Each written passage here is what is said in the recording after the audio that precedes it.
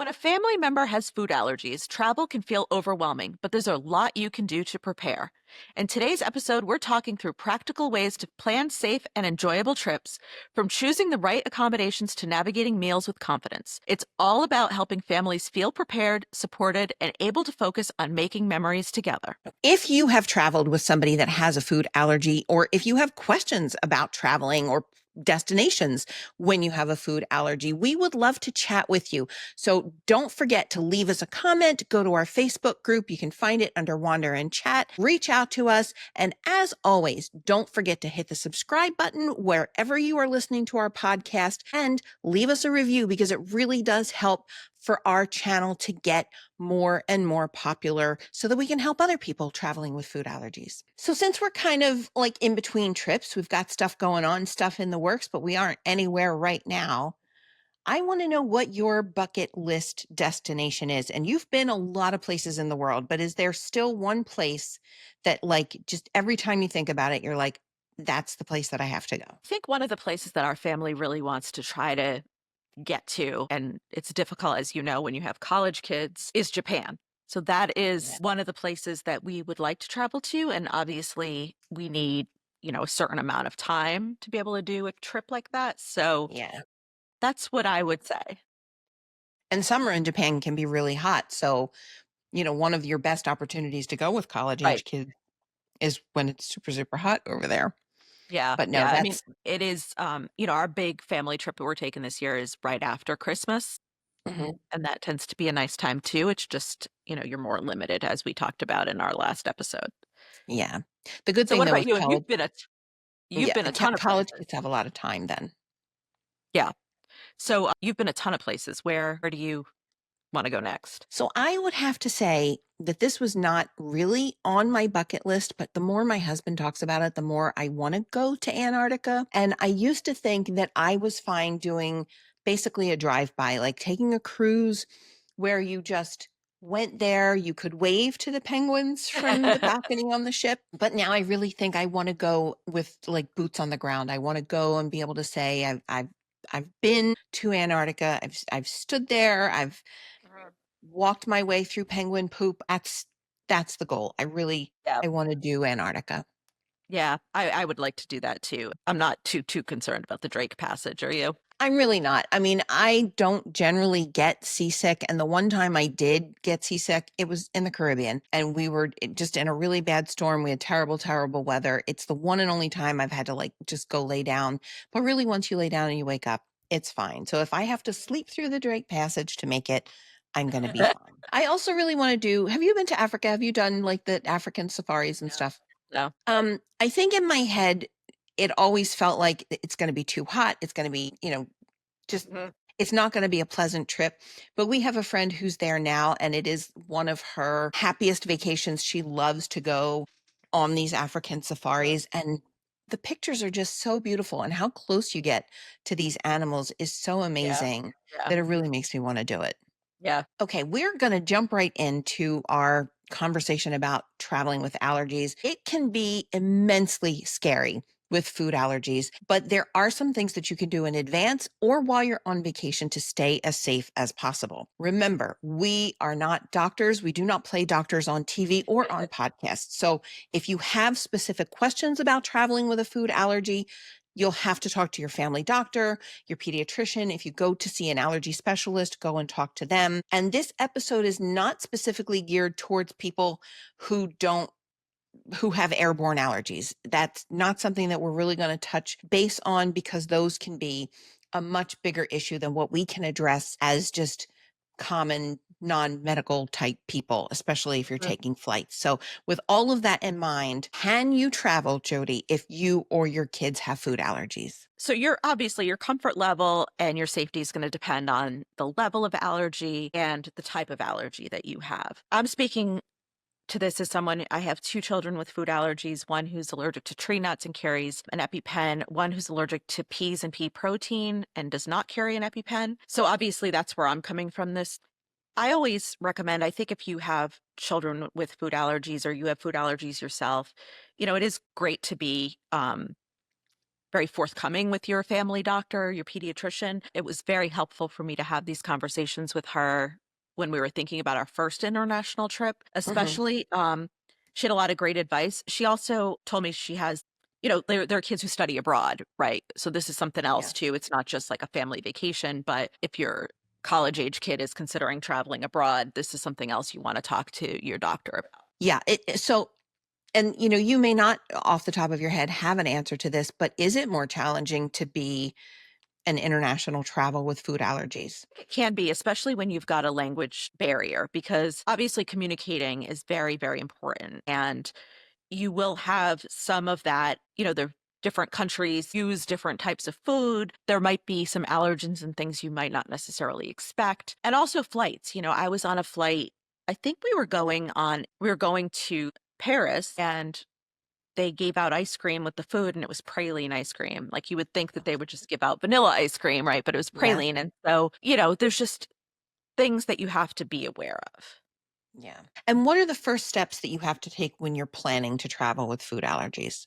So, like, obviously, the research stage is really important. And this is like when you're kind of considering where you want to go, right? So, like I mentioned, you want to talk to a doctor, and they might have specific advice. And then you want to look at a destination, a hotel or cruise line, depending on the type of travel you're talking about. But you want to look at something that has a reputation for handling food allergies well and has the flexibility to kind of manage meals safely. Our first cruise was on the Disney Cruise Line.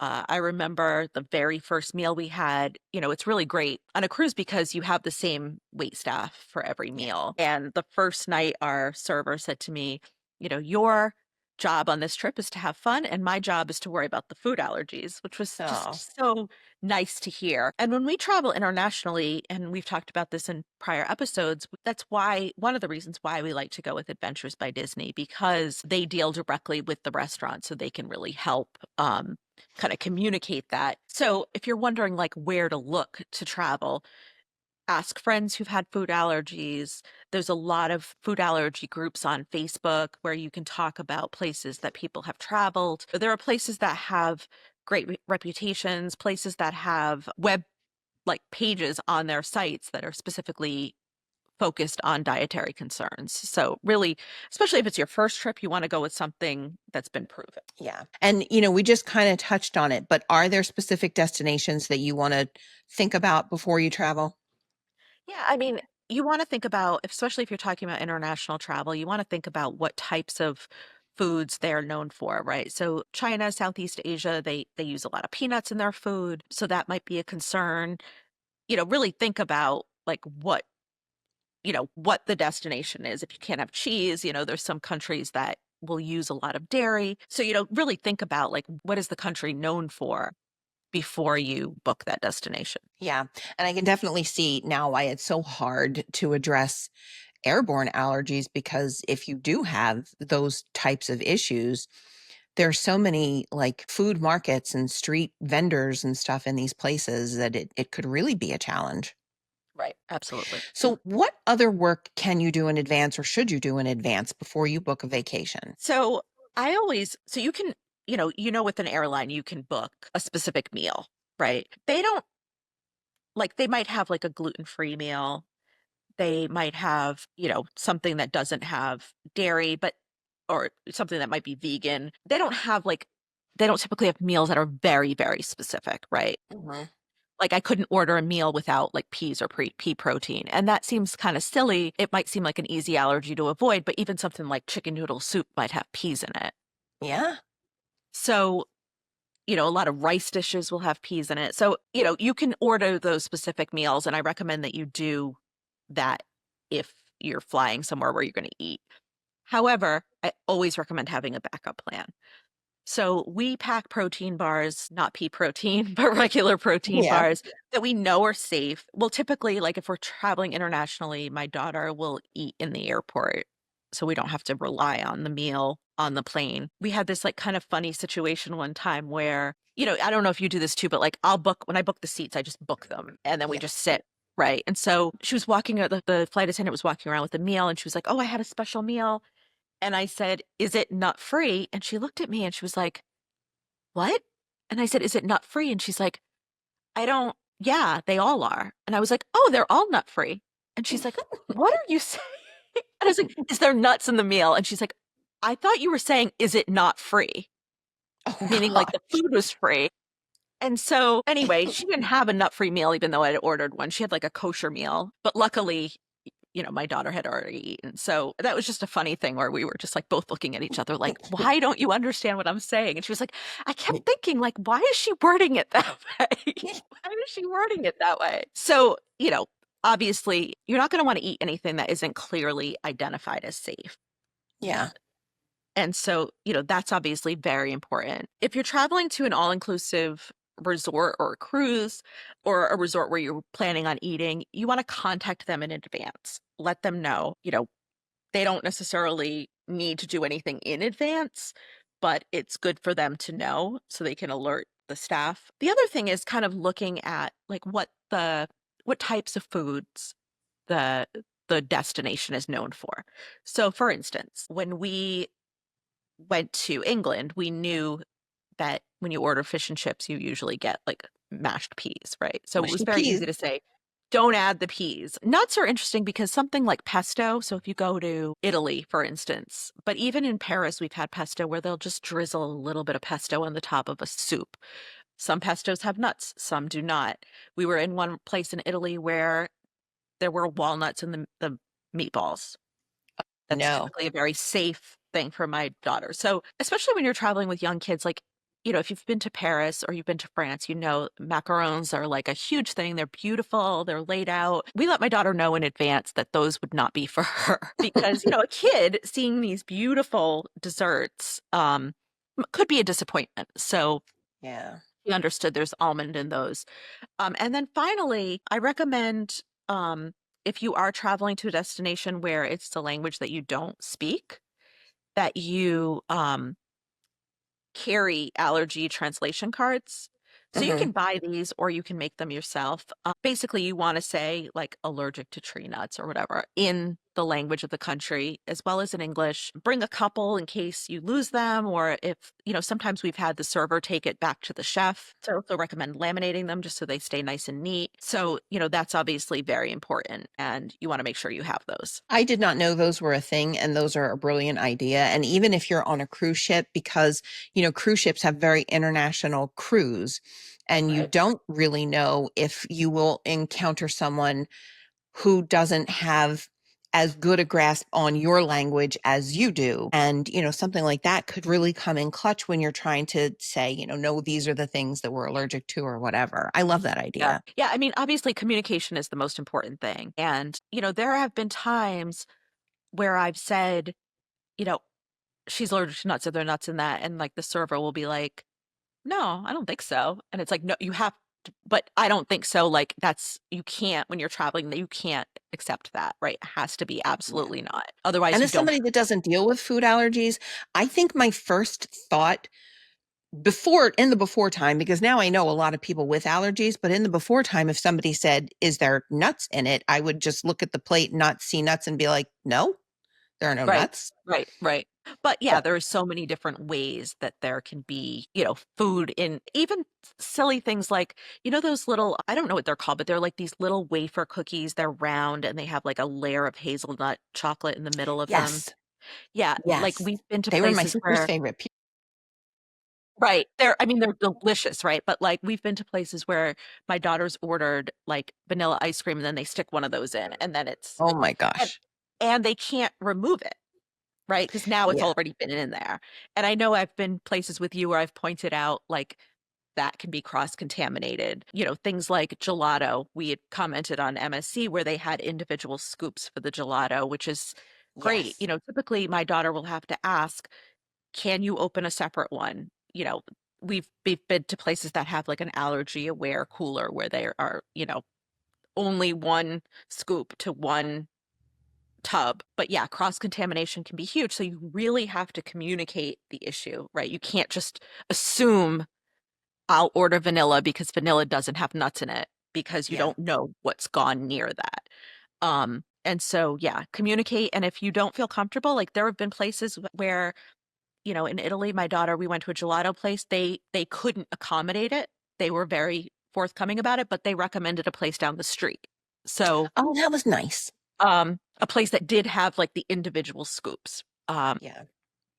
Well, and because it's so commonplace, especially, you're on vacation, you're down the shore, or at the beach, and you just pop into an ice cream stand. We're so used to seeing them scoop the ice cream and then just put the scoop in the same cup of water with all the other Right. scoops. Like it's not a thing unless you have an allergy or Right. you know someone with an allergy. And now you're thinking, oh my goodness, the stuff that is getting in there could really be dangerous. Right. Right. Right.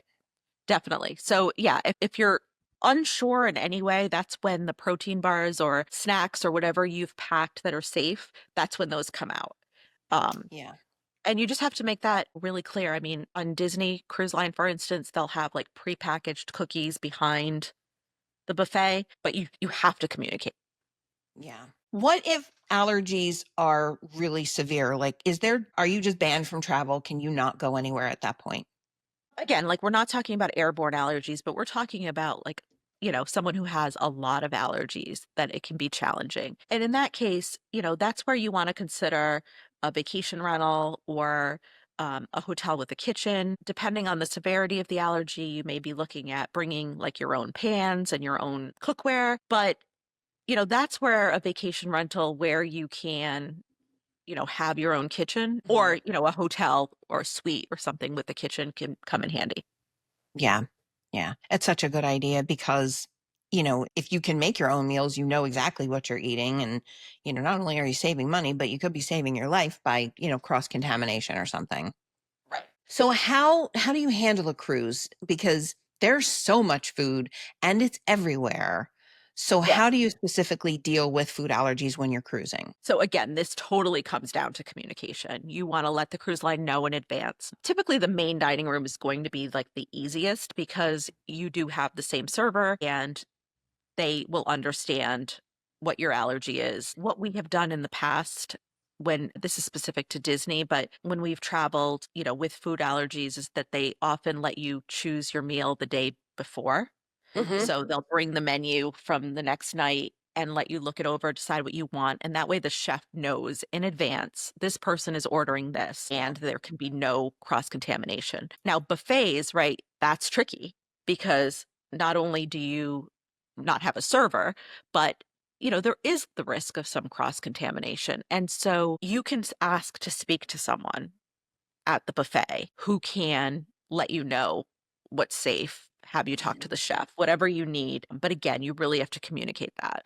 And when we Yeah. have sailed on Disney, typically our server, and this is going above and beyond, right? So you can't necessarily expect this, but our server has told us where he'd be the next day. I'll be in Cabanas. So if you want to find me, Yeah. or I'll be in, Royal Palace with the sit down breakfast, right? So you can ask your server, like, where are you going to be tomorrow? But yeah, I mean, they want to be accommodating, but you have to communicate. Yeah, it definitely helps to have an ally so that, you're not navigating it alone because I mean it is unfamiliar territory, especially the buffets, because it can be Right, a free for all there and you don't know what is on the buffet. right, right. I also know for some of my clients, I can do a special needs form before they Yes. travel so that I can let them know ahead of time that they're coming with allergies. And I have to be honest and say, I don't know how that's handled by each individual cruise line, but I know specifically I had a client that recently sailed on MSC with a really severe gluten allergy. She's has celiac and they had somebody from the culinary team call her ahead of time and basically just go over so that she knew getting on board, here are things that are definitely safe. Here are things that we can accommodate. They did do the thing where she could place an order the night before, which worked out great until the one night she had something that she absolutely loved and there wasn't more of it for Oh, them to yeah, get. yeah. But the good thing is the chef was able to bring her, he made it again the next night so that she could have it in addition to her regular order. But yeah, I think, like you said, communication is key and having somebody that is working on the other end to make sure you're safe is it has to be at least a little bit of peace of mind. Yeah, and you do also just don't wanna touch anything that's on the table before you have that conversation, so sometimes they'll bring bread before they even talk to you. You just wanna have those conversations, so I think if you do submit a special whatever, a special situation form or whatever, special needs form, they might know that before you have a conversation with them, so Yeah. so typically, there have been times where we've sat down and before we even talk to the server, it's like, oh, this is the bread that you can have. Or, this is the bread you can have. Don't touch the pesto, or we won't bring the pesto. Here's some butter instead, or something like that. So, Yeah. So if you have travel insurance, are you covered if you have a reaction to something, or are there other issues you need to be aware of? so I think when you're traveling with something like food allergies, travel insurance is always helpful to have. But you want to make sure that your coverage will include pre-existing conditions because your allergy is a pre-existing condition. Make sure you're buying a policy that includes that. You're going to want it to include like trip interruption in case you have to leave your trip, and then emergency room coverage. Yeah. That's really good to know. And you know what? I think a lot of people who don't have allergies in their family are not aware how severe it can be to have a reaction to something. Yeah, and that's why we always go with the better safe than sorry. Have the safe food with us just in case. Have the allergy cards. It is so much easier now to communicate in another language. You can use various translate tools, but I like having the cards because in advance it's going to work. You're not worried about finding Wi-Fi or something like that. And then, for those first trips, really talking to people who've been there, who've said, yes, they've handled this well, start out small so that, you're not going to just, okay, our first international trip, we're going to visit 6 countries and, that are known for having this food that I can't have, right? You start out really small and build up your comfort level and learn these things. Like I said, I mean, Adventures by Disney has been great with us in providing help. They provide snacks and they'll always provide like a safe alternative to the snacks. One thing I will point out, and I mentioned this with the macarons, is that just be aware, especially if you've got a younger child, like there is likely to be disappointment,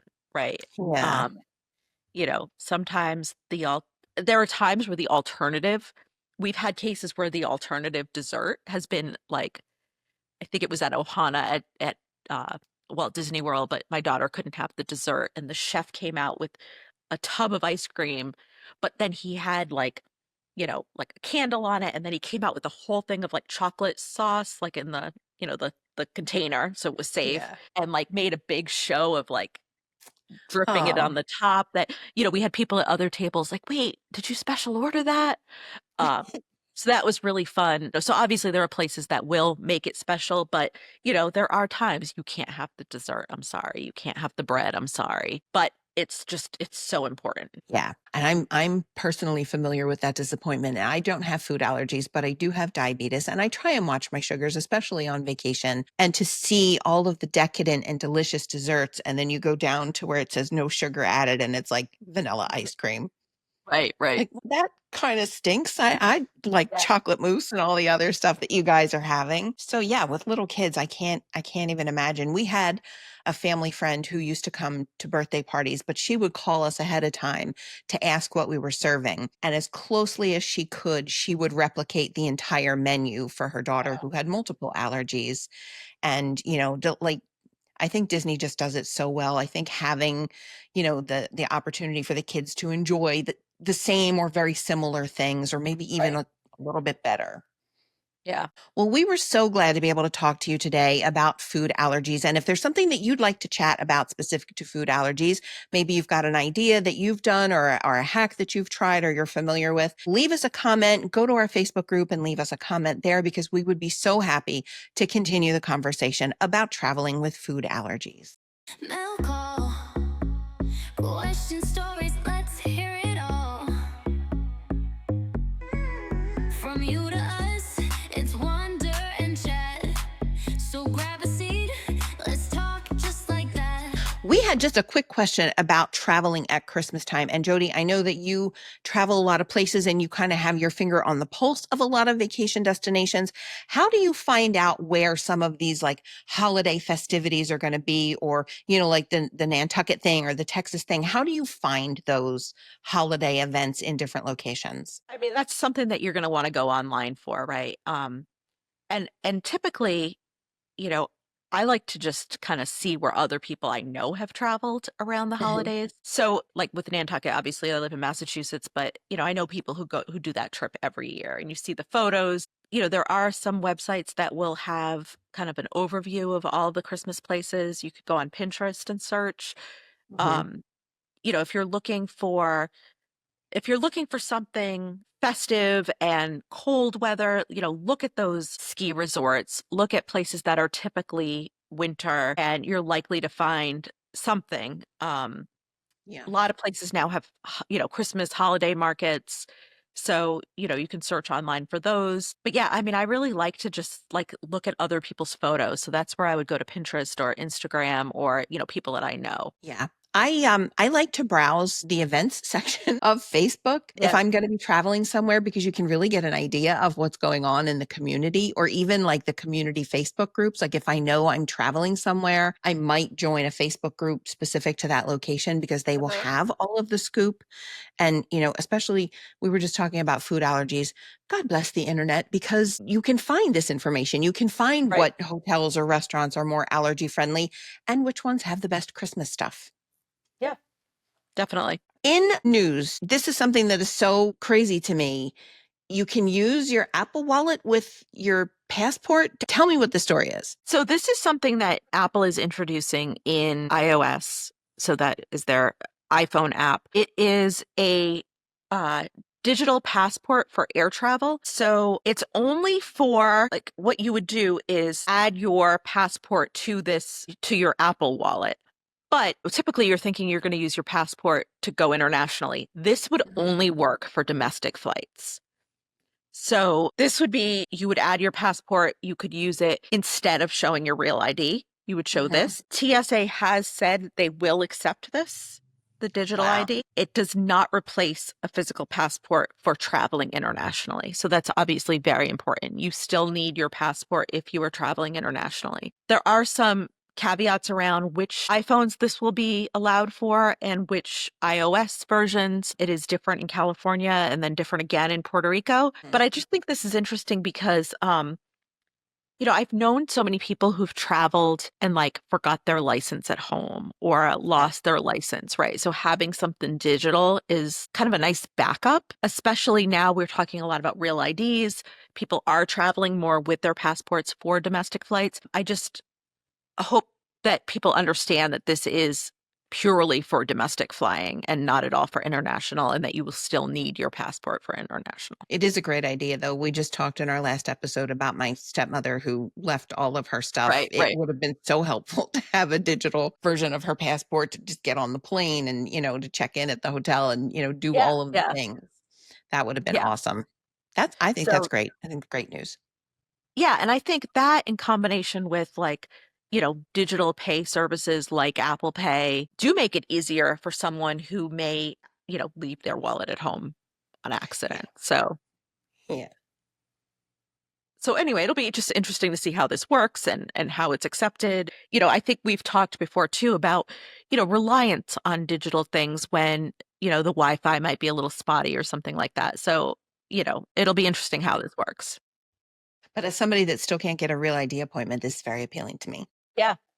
Thank you for joining us with our chat today. We hope that you enjoyed this episode. Don't forget to subscribe wherever you are listening to our podcast. Leave us a review. It really does help our channel to grow so that we can provide you with more information. And check us out on Facebook. We have a group there, Wander and Chat. Just put us in the search bar and you'll be able to find us. And we are so glad that you joined us today.